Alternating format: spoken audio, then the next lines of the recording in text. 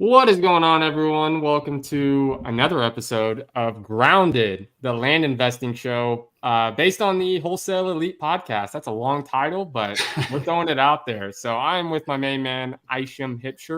What's going on, bro? Living the dream, bro. Living the dream. We got a guest today. Yes. So for those that have been following the Grounded series and have been hanging out, interacting on the lives, all that good stuff, we actually have Noah Wallen in the house, who is a bit newer to the land game. And so for those that understand this podcast, where we're giving back to anyone that wants to learn about land, Noah is going to talk about his experience today. So Noah, what's going on, man? Let everyone know kind of who you are, even though some already may. But yeah, give a quick breakdown. Yo, what's up, guys? I'm Noah Wallen. I am a wholesaler here in Indianapolis, mainly focusing all over Indy. I've done a bunch of house deals and rental deals. And then when I ran into Tanner and Isham, I kind of realized these guys are kind of genius for doing the land thing. So I started switching over, and with the help of them, I have successfully, gotten some deals under contract, and we have one going to closing here on Friday. So I'm excited to break it down. Hey, Let's go. Let's go. I love it. Yeah. So Noah, tell us a little bit. Obviously, since you just mentioned, you wholesaled, you're a single family, and you still probably do some single family. I know you work closely with Greg. But other than single family, what really made you pivot to land? Man, that's kind of a loaded question, to be honest. It's just one of those things where I think my truest answer is I didn't want to have to walk properties anymore. Because that's really truly what it is. Because if I've been planning to move for a long time here, and just realizing, like, I'm super grateful for Greg. Greg does dispo. For anybody who doesn't know, Greg Santana is probably the best dispo man in the business here in Indy. And so he sells all my house rental. Sometimes we'll do duplex, triplex deals as well. He sells all those for me, because no part of me wants to drive from the cushy suburbs down into the not so nice areas, for 30 minutes and then have to come back. And then when some other buyer wants to walk through at 3 p.m., you got to go back and forth. Whereas Greg lives downtown. And so he's like 2 minutes away. So like the way Greg gets our deals sold is he'll walk 8 buyers through in a day, because it's 2 minutes down the road, right? So in total, it'll take him 2 hours, whereas I'd have to hang out at like a coffee shop down there or something. And so I started to realize, if I want to make this a real business and something that I can live my life with, more of a lifestyle business, if I want to move, what's going to happen? Like, I'm really going to have to count on Greg. And Greg often talks about moving to Hawaii and going to these other places. And I'm just kind of like, well, I don't necessarily know anybody else that I would trust at that level to, dispo 100% of my house deals. And so I, realized, wow, land is virtual. A lot of builders I'll talk to, especially now, I'll call them and I'll be like, hey, I have this deal. You want to take a look at it? And literally they're like, all right, we're pulling it up. We're checking the street view, and they're on it. Whereas builders or flippers are much more like, hey, when can I go walk it? And you got to schedule all these showings with, if it's on market, you have to have an agent sometimes present if they're a stickler, because they're like, hey, are you guys licensed? Somebody who's licensed has to be there. And so sometimes it's lockbox, sometimes it's not. But I figured it'd be a lot simpler to just, jump into land. No, that's freaking awesome, dude. That's honestly the answer. I mean, that's probably not an answer I was expecting, is the fact you didn't want to walk property anymore. But I also understand that driving 30 minutes back and forth, 30 minutes doesn't sound like a long time, but it adds up throughout your day when you start piling on 30-minute drives. The next thing you know, 2 hours of your day is kind of wasted just from driving. So, well, it's also scalability, right? Like that's the big key word, especially when you go from side hustle to trying to have a real business. Like I recently just brought a kid on, Ryan, who's 17, and he goes to my gym, and Greg and I kind of walked him through to get his first deal. He's 17. He just got his first deal. Awesome. And so it's like, it's really cool seeing kids like that. And if I move, I know for a fact he'd want to kind of take over, kind of like what your relationship with Reddit is, right? Where he's like, loves being in that downline, loves being in the position under me, where he's like, dude, I'll eat up anything you don't want to do. Just let me know. And he's a straight hustler. And so I'm like, this is awesome if I move, but it's also like, I don't want to send a 17, then 18-year-old kid to have to walk all these deals. And, when we're trying to scale a business, we really need to pull our time out of it. And walking deals is something that takes a large percentage of your time, whether you like it or not. And so with land, if I can send out a deal to, 10 builders and all of them can get back to me within 30 minutes, I know whether or not I have a deal and I need to go for a reduction, or, hey, this is just in the wrong area, or this is zoned wrong. But I know that like immediately. I'm not calling 10 days into my inspection period like, hey, by the way, it didn't work out, and bail and burn the relationship. It's much more within 24 to 48 hours, my builders let me know, hey, this is cool or this isn't cool. And I like that. Very cool. So what marketing methods, before, I know the title of this episode is First Land Deal Breakdown, which we're going to get to that. But I think this is going to be a good episode from the perspective of a newer audience that's not familiar with land, that doesn't really maybe know a direction to go. And so the fact that you're so new to it and you are already seeing results, I'm going to backtrack before we get into the first land deal. So what type of marketing methods, or how are you finding your deals? So primarily I reach out to agents. I love on-market deals because it's no marketing cost. And also the relationship model is amazing for me because, like you guys said, hey, you're probably still getting house deals. Yeah, but I'm not doing any outbound marketing to get house deals anymore, but I still get 1 to 2 deals a month, 1 to 2 deals a month consistently from the relationships I built up in my 6 to 8 months just doing houses, right? Because these people are like, hey, this is off market, this is a pocket listing, or my friend has this, or it's all these random things where people will just call me and say, hey, we have this relationship. You've closed on deals before. You guys have been great. Let's keep it going. And so it's almost like this, it's like residual income in a weird way. Like I just got a text from the first agent that ever gave me a pocket listing like today, and I haven't talked to him in 4 months, and he just sent me a deal.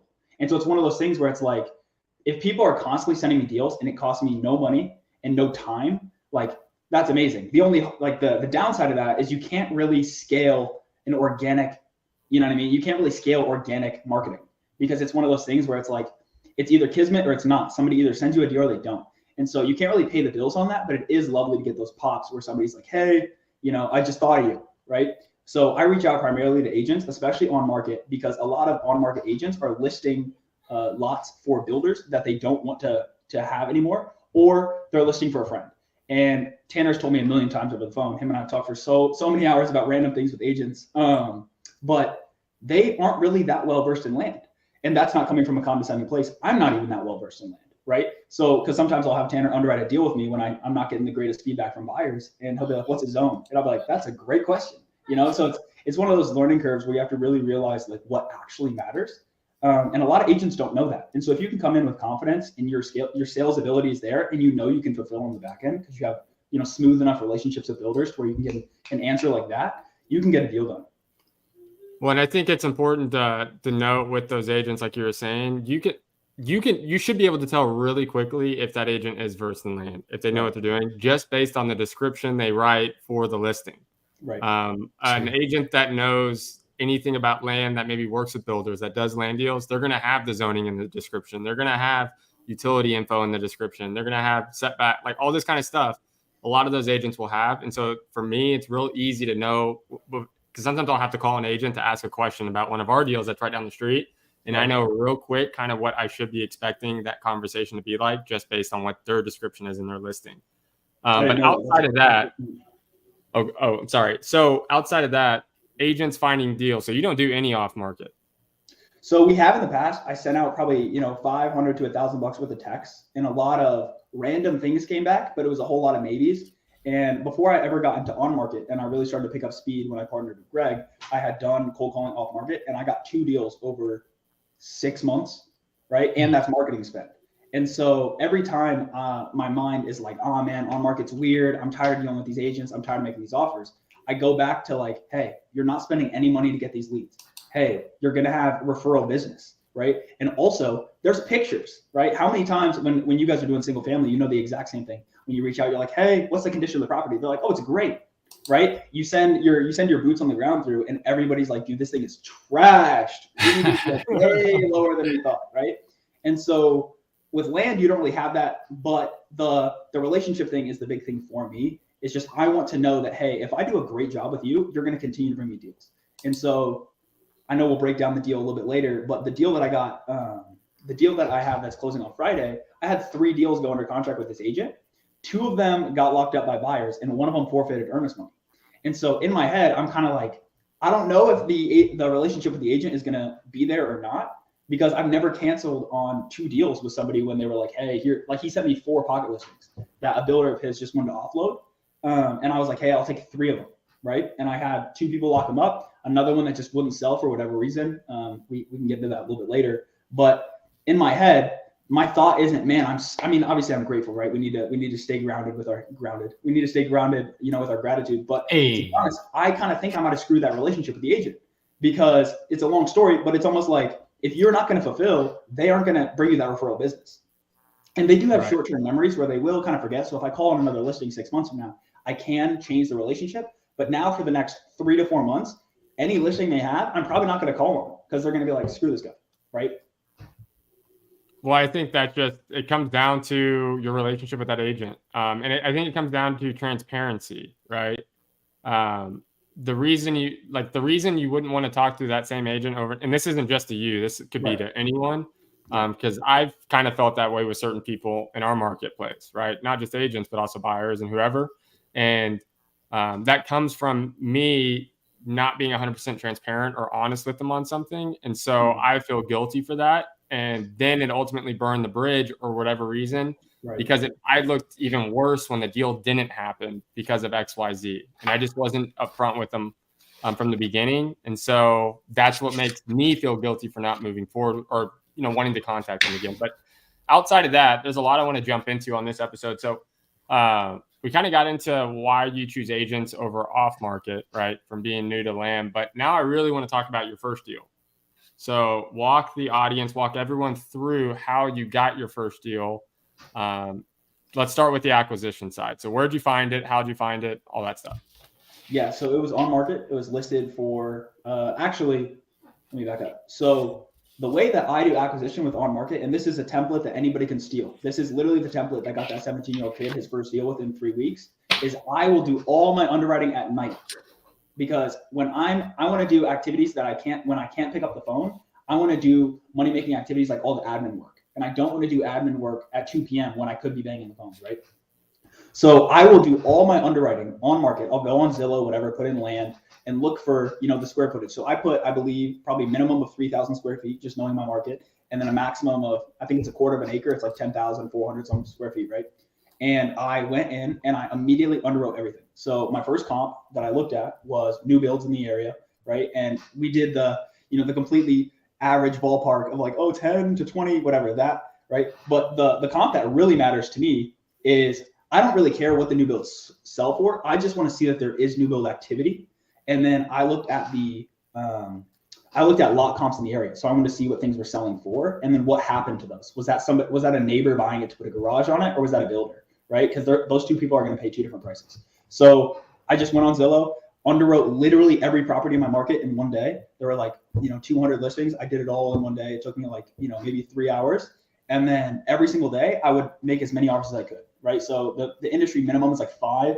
Sometimes you can get up to 15, 20 if you have, a loaded gun. You're not always getting 15 to 20 out because you have agents that don't answer the phone or whatever, right?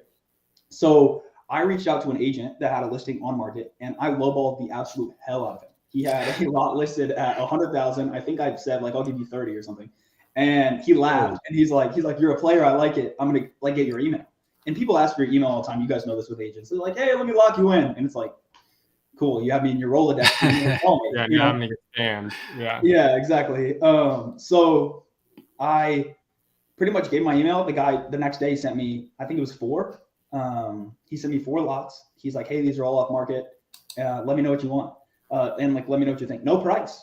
And I was like, okay, no price. I look and I'm like, there's one of them I really like. And so I'm like, I'm just going to lowball the hell out of him. And I'm like, I'll give you 20. And he's like, dude, can you do 30? Or no. I think I said I can do 25. And he's like, would you do 35? And I was like, nah, because in my head, I'm like, I can dispo this for 35. And he's like, hey, would you do 32.5? That's where he came to. And I was like, yeah, why not? It'll be cool to just get a deal across the board, right?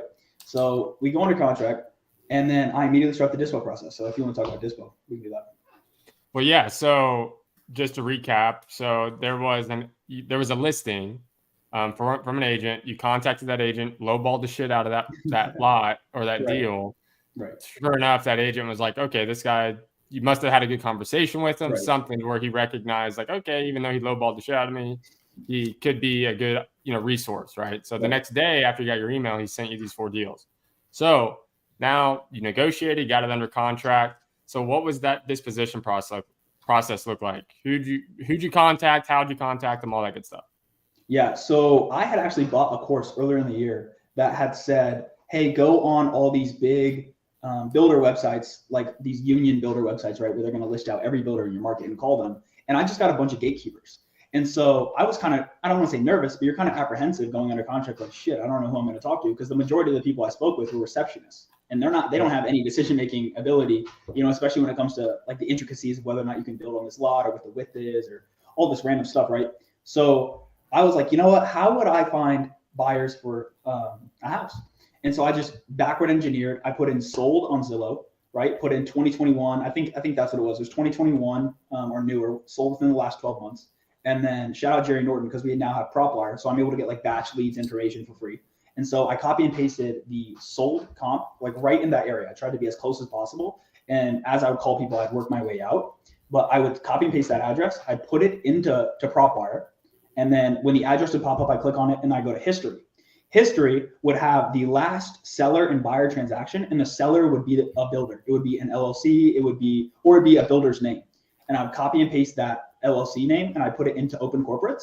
Open corporates, about 70% of the time, you're going to have a registered agent name that's a normal person. 30% of the time, it's going to be one of these like registered agent companies where you can actually find the name. And then if that was the case, I would literally just Google the website and call the receptionist and be like, hey, I have something. And I'd really push. I'd be way more aggressive than when I was just prospecting. And so over time, I reached out to everybody. And there were two deals that I'll talk about. The first deal was somebody that I went under contract with, and they bailed and they forfeited their earnest money. And that's its own story, and I'll get into that. But the one that I sold was literally the next door neighbor. He had built right next door, I should say. He literally bought the lot and flipped it. And so when I called him, I'm like, hey, do you want this lot? He was like, yeah, for sure. My apologies. That was the guy who bailed. The deal that's actually closing, I need to get all these straight, right? The deal that's actually closing, I went back into my email after I disposed successfully, that first deal successfully. I went back into my email and I was like, let me rerun all these four with my newfound knowledge of what builders are actually wanting, right? And so I refound two other ones on that list. So I went under contract on 3 out of 4. So the dispose process started again for the second one, right? And so I called builders in that area, and it turned out that the builder literally lived across the street from this lot. And when I answer him, apologize for my French, but when I call him, like, hey, I have this lot for sale across the street. He's like, that fucking lot has been such a headache. I'm calling the city. They got the ugliest shit on the lot. They got some fucking trailer on there, and the dude's like freaking out. And he's like, I fucking hate the owners. Like, are you the fucking owner? Fuck you. And I'm like, no, I'm not the owner. Like, I'm assigning the rights to the contract. And a lot of times with builders, once they find out you're a wholesaler, they will lowball the shit out of you, the same way that we lowball the shit out of agents, right? And so the guy starts to lowball me, and I'm like, every time people lowball me when I'm talking to buyers, I'm always just like, cool, if you don't buy it at my price, I'll close.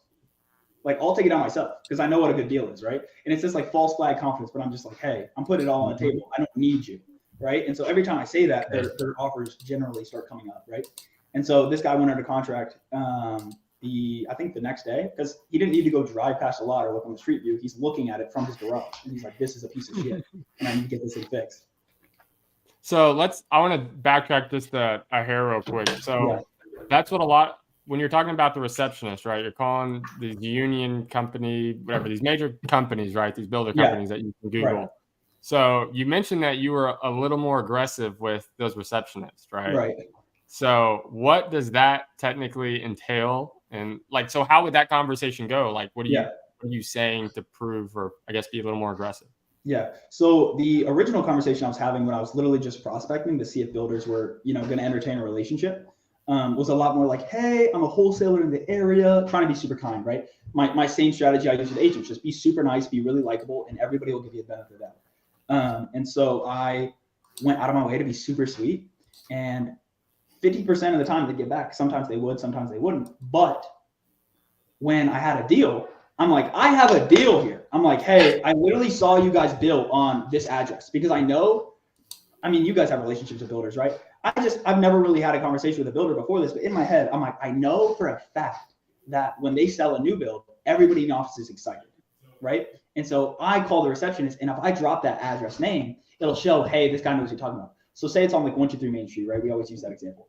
So if I call the receptionist this time, I'm like, hey, I saw you guys built on 123 Main Street. That's awesome. Congrats on the sale. But to be honest with you, I literally have a lot right down the street that needs a builder to come in and build on it. Like, I need to talk to whoever your land acquisition person is, or just send me to the highest person. Like, I don't want to deal with the salesman. And I'd be super direct. And they'd be like, holy shit, like, this guy's really attractive. And they'd be like, oh, okay. And typically they'd send me to the president of the company or the CEO or whatever their org board looked like. And I'd get him on the phone. And that conversation went a lot smoother because he's like, hey, I hear you have something right across the street, right? And that kind of created a rapport in and of itself. Interesting. That's awesome. Yeah, no, that's good feedback too. Because so whenever you started out, you mentioned that you were a little scared to, maybe not scared is the right word, but a little hesitant to talk to builders. Sure. As most people are, not just with builders, but with anyone in the industry, especially when you're starting out in real estate. So how did you get over that fear, and what were some of your concerns when talking with these builders being so new to land? Man, that's a good question. It seems like such a long time ago, right? Like a month or two ago. It seems like I'm like, what was I ever worried about? You know what I mean? But it's the same thought process even when you're cold calling sellers. It's like there's nothing to be afraid of, but you're afraid because it's something new, right? It's fear of the unknown. Right. But just speaking with builders is a lot easier than people realize. And Tanner's the one that actually illuminated me to this perspective because he's like, dude, they're just hillbilly millionaires driving around in their truck and they love talking about the shit they're hillbilly millionaires. Yeah, I love it. It's so accurate. He's like, they want to just brag about their F-150 and then talk about how they need to build on a 40-foot wide lot. Like, they'll talk to you forever, right? And so it's about 50% will. And some of them are assholes. Like, let's be clear. Some of them are not nice. That's okay. You can still do deals with those people if you provide value. And so I think in my head, as long as I was bringing a real deal that I saw comps for, that I could justify, I was like, hey, I'm bringing you value. And that allowed me to be much more persistent than if I was just calling to get like a, hey, let's talk kind of thing, right? Where it's just like, hey, are you in the market? It's way different when you have something under contract. And you also have the urgency of an inspection period, right? You also have the urgency of, hey, I made a commitment to somebody else. Come on. You know what I mean? That, I feel like that pushes you through.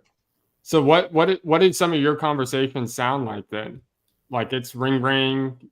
What's an opening line you use? How'd the conversation go? Yeah, so typically, once I figured out who was the president, after I had enough conversations with the receptionist and pushed through, once I figured out who the president or the CEO or whoever was, I would literally just shoot people search them, and typically. Okay, hold on. I'm gonna jump in. I'm trying to keep the time on time. Yeah. The time on time. Wow. What a day.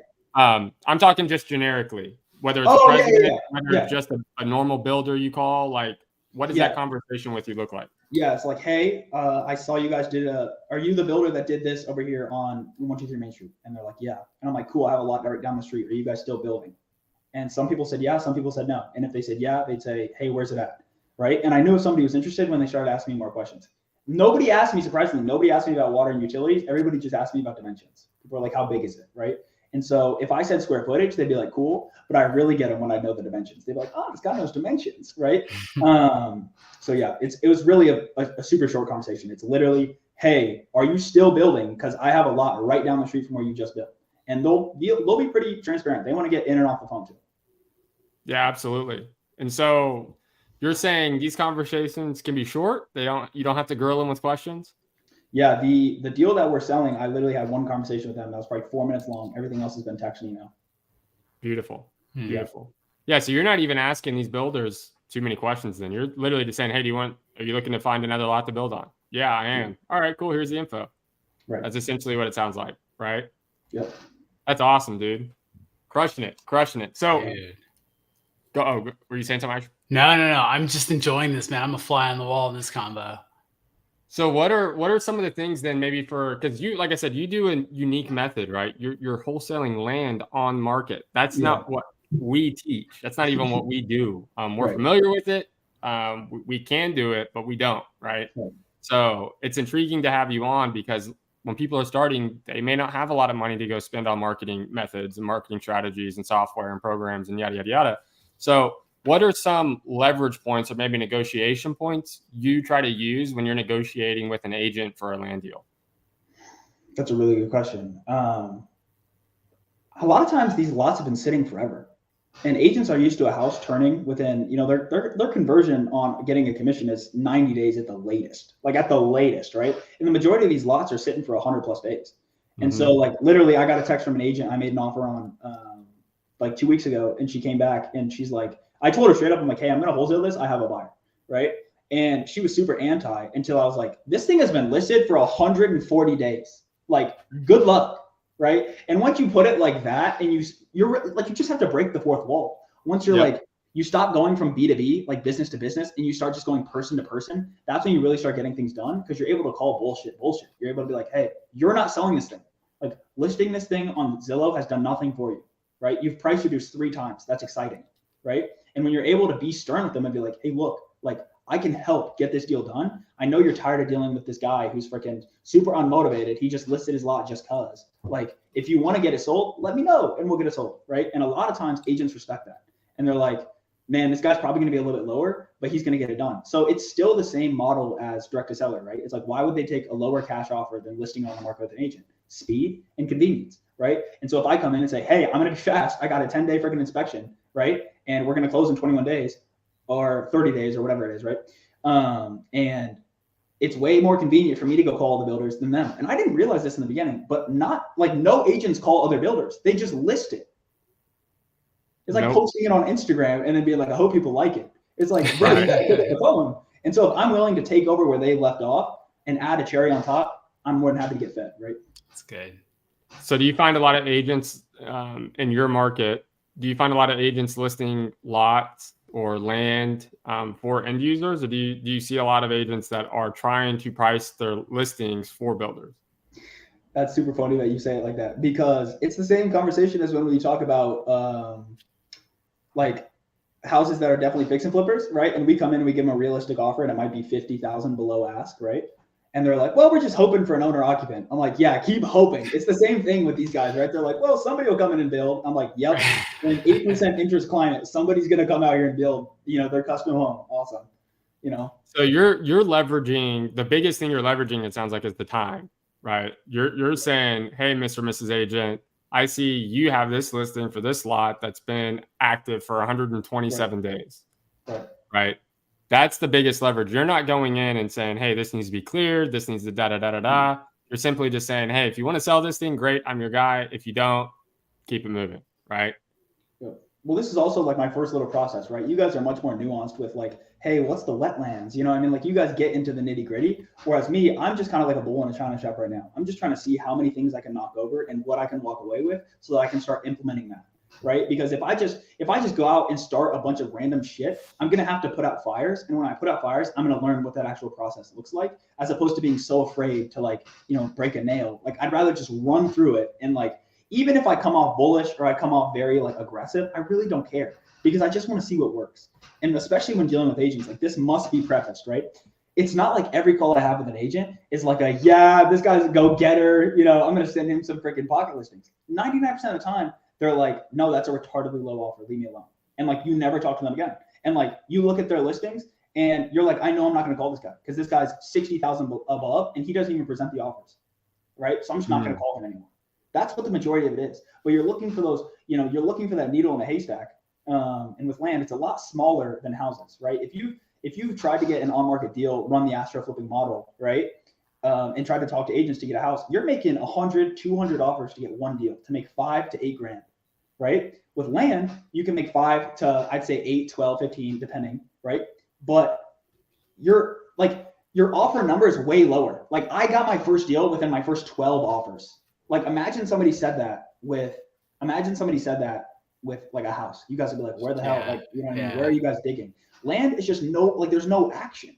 Whereas like these agents, when we call on a single family distressed house, they're like getting bombarded by everybody's little brother named Tony that just learned how to wholesale from a Max Maxwell video, right? Nobody wants to try land because people are like, I don't know what the hell this is, right? And you don't need that much information or experience. You just need to be willing to run through and try to put yourself, in front of people. Dude, absolutely.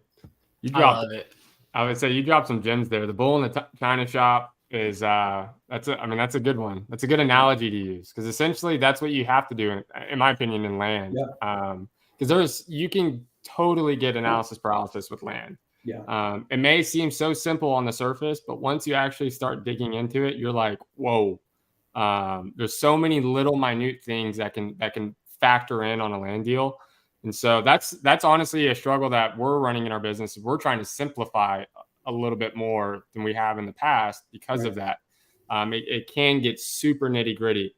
Before I ask you the next question, I just want to say shout out to Lemarius for showing up.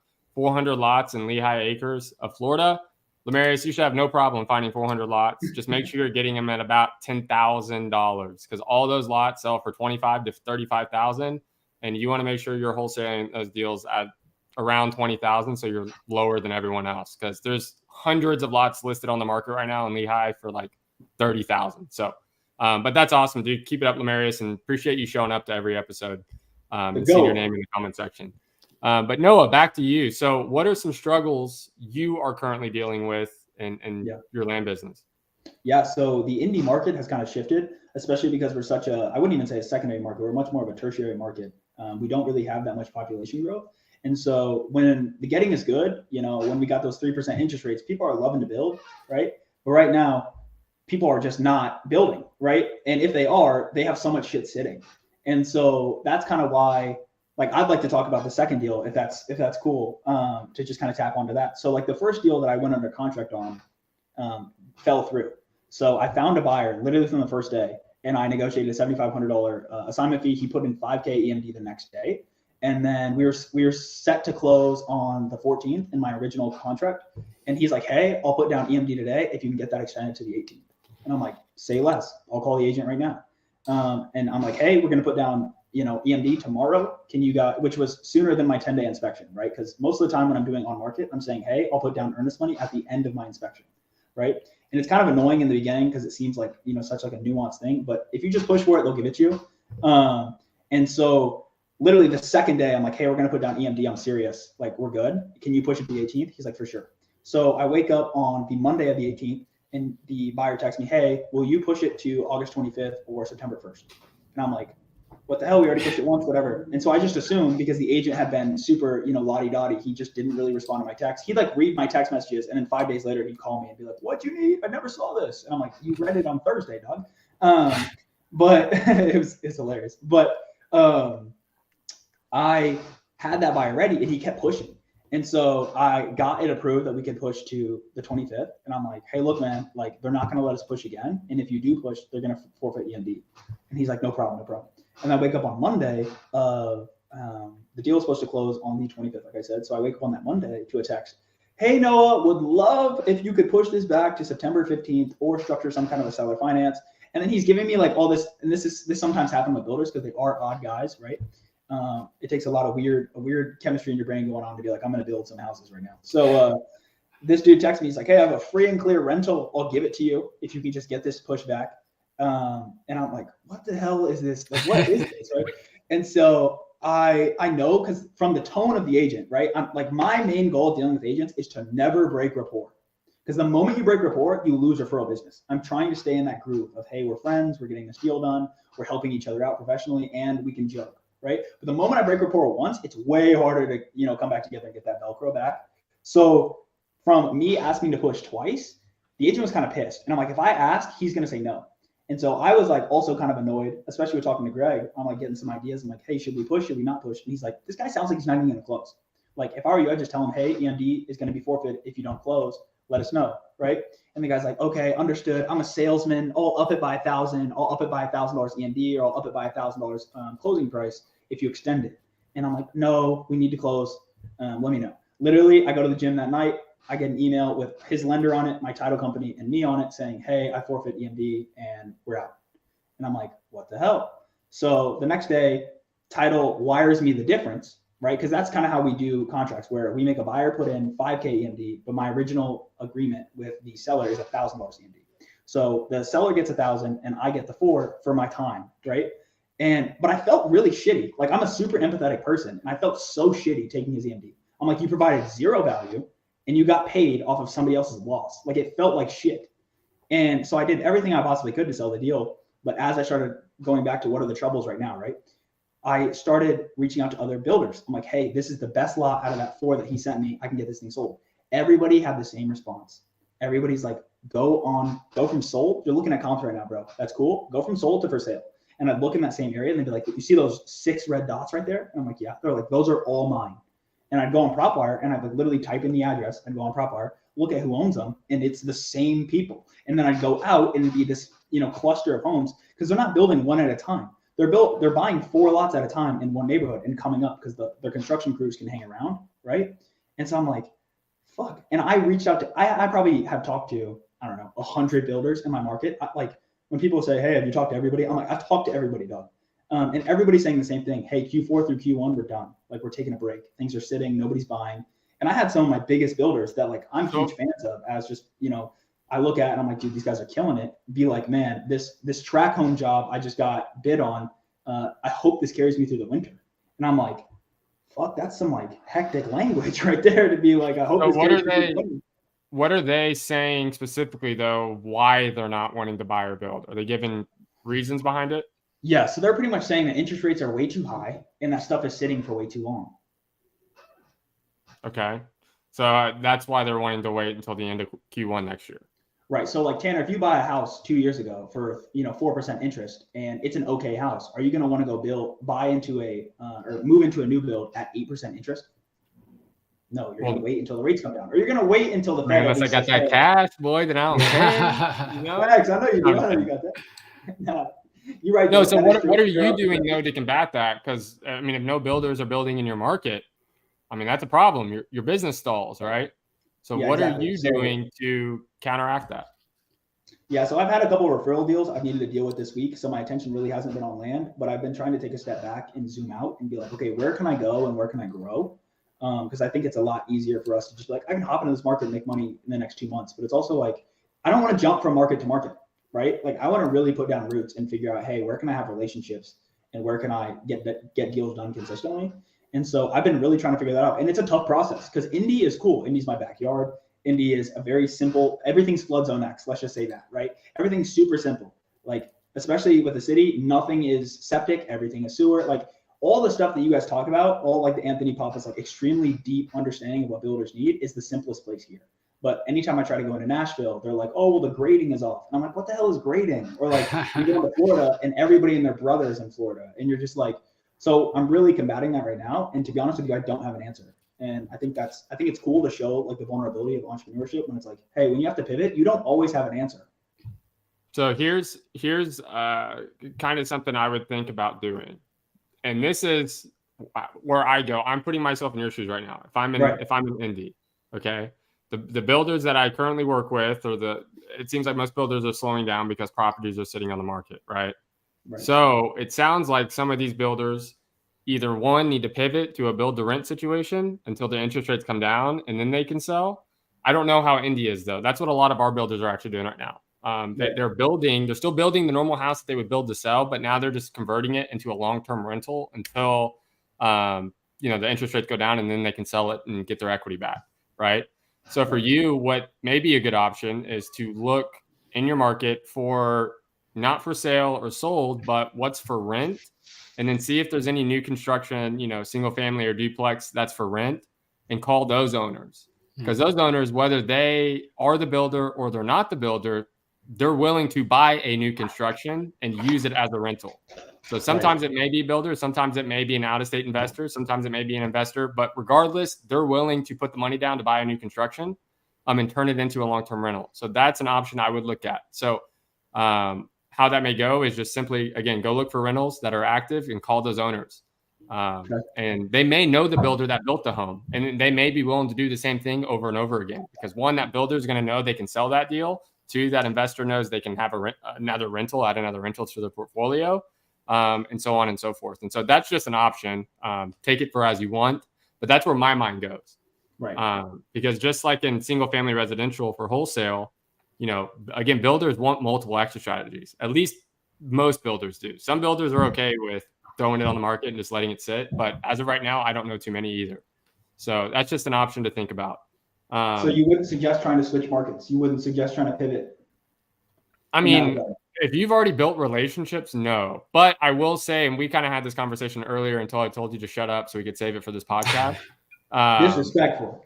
Yeah. Which is, though, for real, it's the Midwest, specifically northern Midwest. It can be hard. It's very seasonal in terms of when people are buying, when they're not buying. And plus, that's not a market where a lot of people are moving to. and it's not seeing exponential growth. And it's a rental to cash flow market. That's what Indy is known for. And that's why so many investors, especially new investors, want to buy in Indy, because they can buy at a cheaper price and they can cash flow. And so that's why my mind goes to, hey, let's see if some of the builders I already know have a portfolio. Let's see if they do build to rent, because that's going to be the best way to protect themselves long term, is to build the home, rent it until they get equity back from the interest rates going down, and then just resell at that point. Or they can do, like, for instance, a rent to own lease, right? Where they can get a tenant in it, they can build it, put a tenant in that tenant, and they could set that lease up to where over X amount of years, that tenant will end up buying that home from them. So there's a bunch of different ways, and have those conversations with the builders. Because again, there's a lot of builders that will call us and straight up ask for our opinion on stuff. They're asking, like, straight up, Tanner, what would you do? Beast mode. And I'll just give a quick example, and we'll jump back into this episode with you. But this past Sunday, I had one of our builders call me and say, hey, Tanner, I have 2 new construction builds that are not selling. They've been on the market forever, and they're like $1.3, $1.4 million homes, both of them. And they're in the same neighborhood. And the builder called me, hey, would you go walk this property and tell me why you think it's not selling? And so if you're honest with them and open, and you can ask these not good questions, but you throw out ideas to them and give them value by opening their brain up to new opportunities, they're going to do the same to you. And so just keep that in mind. But if you are going to move to a market, next move you make, stick to that market. You better be like, bye-bye, Indy. Others for land, at least, if that's your goal. Isham, do you have any feedback on moving markets, or anything, any opinions on what maybe would be a good option for them? Gosh, man, it's so tough because, there's so many different strategies. There really are in land. I don't think there's a right or wrong one. But I do, when it comes to our approach is more relationship building than the kind of spray and pray approach. And so it's tough when you're moving markets, when you really built those relationships, because you definitely don't want to, you don't want those gaps in time when you're talking with people, because you lose trust, you lose a lot of stuff. And like Tanner said, man, if you can just provide solutions, because, ultimately that's all we are, is problem solvers, you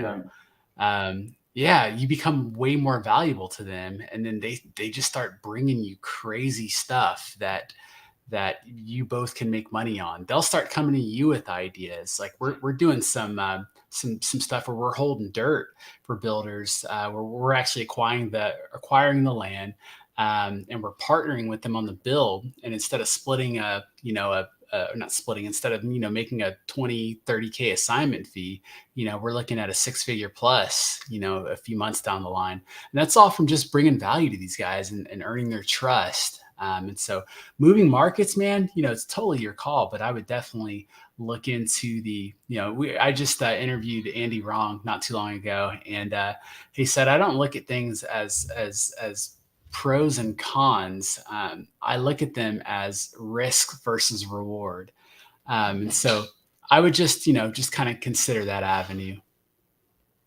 So and again, I'm going to bring up something we talked about off air before we started this, but what are some of the other markets that would entice you, and why? So I've already reached out to a handful of builders in Nashville, but I'm getting kind of the same response. Hey, the guys with money are building, right? Because that's the same thing I got told here in Indy. The guys with money are building, and the guys who aren't. And so I'm like, okay, cool. It is what it is. And then you and I spoke about, Dallas. We spoke about Austin, Houston, like all these bigger markets where there's a lot of people moving to. But the only issue with that is, I would say the non-disclosure statement with software, you can get around that.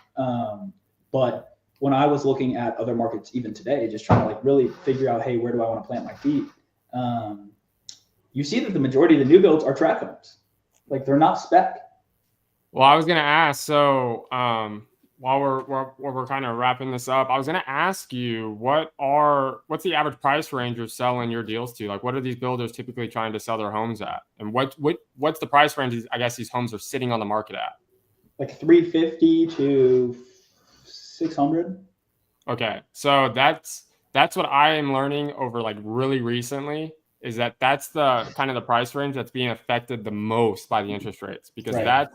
that's your, maybe not just your first time home buyer, but that's also maybe a family that's been renting, or maybe a family that owns a small home and now they're looking to upgrade because they're having more kids, right? Or something along those lines. No, that's the price range that our builders that we work with are being affected the most. And so I can say this, if you can find builders in your market, and this isn't just talking to this is talking to the audience as well. If you can find builders in your marketplace that are building, and one of our best builders right now, we are selling deals to like candy, like from a gas station, is he's building homes that he's selling from 215 to like maybe 265. Right. And he's pumping out 5-6 of these a month. Yeah, we got a really big builder here in our market that's like but it's we got a bunch of nonprofits that play in that area. So it's all like the 150 to like 250 area. They're all nonprofits. And so there's a lot of bureaucracy getting involved with those people. I've made calls to agents that I have relationships with that I know directors, right? Like I know who know people, right? And I've been trying to get on the phone with them to maybe start seeing, hey, can I figure that out? They only, I wouldn't say downside, but the only risk, right? Risk to reward. The only risk in that arena is that all of their lots that they need to buy are in really, they all need to be, let's say, $10,000 lots. Let's say that. So let's say this then. You said a big builder though, right? Have you that is not a nonprofit, right? Right. Have you spoken with them? Yeah. Okay. So how did that go? Because I'm curious, because that's the guy you need to be in with then. Right. Because that's the price range, honestly, that these high interest rates, it's almost irrelevant at that price range of homes. Right. And so that's why these people our builders that are building these affordable housing are just ripping deals out left and right, and they're pre-selling them. They're not just sitting on the market. Right. So I would go back to that guy and say, bro, tell me what you need, where you need, the price range, how many you build in a month, because I want to be your number one resource. I will feed you deals left and right. And if you're not they're willing to build at that price range. I was going to ask, are they building affordable priced housing? No, those are all the guys that are like 5 to 7. Okay, so that's what I'm talking about though. There are going to be mom and pops that are building in these affordable houses. You're saying go find them. These smaller, go find them and ask those questions and figure out what they're building and be their resource, because dude, you won't do home run deals on those deals. Like we don't do home run deals on lots that we're selling for 20, 30 grand, right? But we are making we have made 20 grand on a 30K lot, meaning we locked it up at 10,000. We'll make 15. Just had one the other day. These guys literally went to go meet the seller. This is yesterday. Yeah, on the drive home, called the buyer, and that's almost a 20K deal for us. It was assigned before we even got the signed contract back from the seller. That's the beauty with land, and I'm going to wrap it up after this with a final question. But that's the beauty with land. I'm glad Isham brought that up, because I had to kind of pat our acquisition guy Retta on the back for this deal, because we had cold called that seller yesterday at like 1:30 p.m. in the afternoon. The seller's like, "Hey, if you'll meet me at the lot today, I really want to sell," that type of thing. So we were like, "See you there at 4." Showed up at 4. It was just a lot with trees, like there's nothing to it. And so the seller more or less just wanted to shake her hand, because he had previously gone under contract with an out-of-state company from like Arizona, and they had backed out on him. So he's like, "I want to know that you're local." We're like, "Okay, cool." So we ended up getting it under contract for $7,500, and then we assigned it, for God, I can't remember how much, but yeah, it was a good pop, and all that happened within 4 hours. So that's the beauty with land, and that's why I think affordable housing right now is beautiful, because these builders are just, and it wasn't a pretty neighborhood, I'll say that. Right. A lady literally rolled up in her car as me and Ryder were talking to the seller, and she goes, rolled down her window, and she looked like she was kind of cracked out, and she goes, "Hey, do you sell?" Like talking to the guy, and the guy was like, we were all so confused, and the guy, Maurice was the seller's name, and he was like, yeah, because we all thought he was talking about the lot, and she goes, rolls up her window and just cruises off. And we were like, what the hell just happened? And Retta was like, I think she was talking about the other seller. And I was like, oh shit, yeah, that would make sense. So, but anyways, Noah, final question. What are you hoping to accomplish for the remainder of the year? What's one of your big goals? Well, we got 3 months left. Something like that. I'm losing track too, bro. Yeah. 4. Man.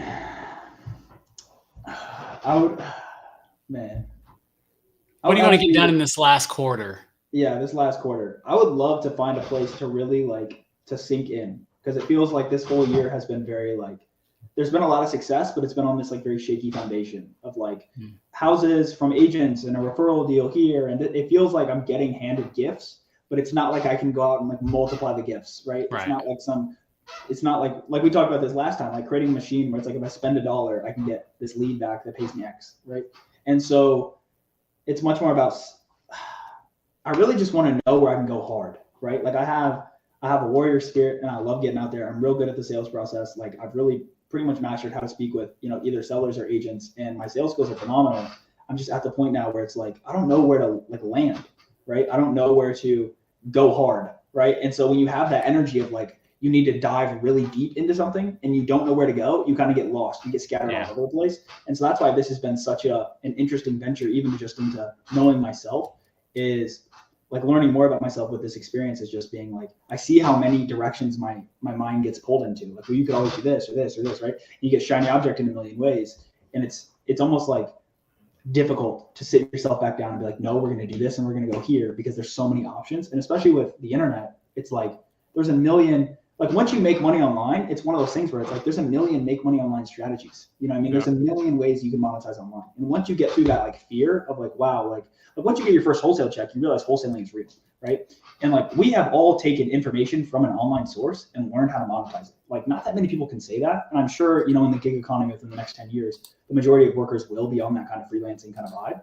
But I just want to figure out where I can understand the land game fully and where I can actually go hard and create real sales processes that, like you said, Isham, that aren't just spray and pray, that are much more nuanced, and I'm able to really have a deeper grasp and understanding of what's going on, as opposed to just like being like, man, I got lucky. And then when I have a deal under contract and they're like, no, we don't want it, I'm like, what the hell? I want to know why. So for anyone that's wondering, yes, Noah is a newer land investor. I'm not even going to say the W word. He is a newer land investor. So Noah, one more time, what market are you in? Indianapolis. Okay. So Noah is in Indianapolis. If you are looking to, or if you're newer into the land space, contact Noah. Noah, what's a social, or how do you want people to contact you? Yeah, you can just hit me up on IG. It's literally this, @Noah Wallen, one word. Perfect. And I'll add that into the show notes for everyone. Yeah. But make sure if you're newer into the land space, hit up Noah.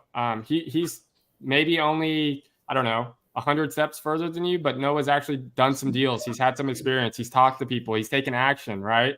Noah knows what he's doing. Trust me, I can speak for him because me and him talk a lot on the phone.